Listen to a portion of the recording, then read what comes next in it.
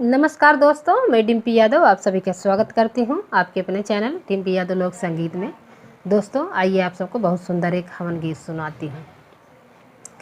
उगतै सूरजवाया जोर भैले हो, उगतै सूरजवाया जोर भैले हो, पंडित होमिया करावा बड़ी देर भैले हो, पंडित होमिया करावा बड़ी देर भैले हो।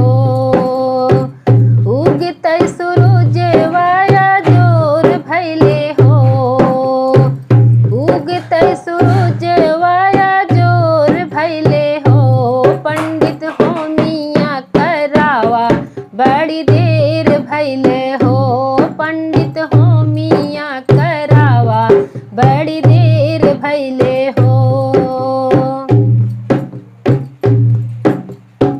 होमिया महक सुनी शंकर जी आए, होमिया महक सुनी शंकर जी आए, शंकर जी आए संग में गणपति जी आए, शंकर जी आए संग में गणपति जी आए, गौरा के आए से जोर भैला हो, गौरा के आए से जोर भैला हो, पंडित होमिया करावा बड़ी देर भैला हो, पंडित होमिया करावा बड़ी देर भैला हो।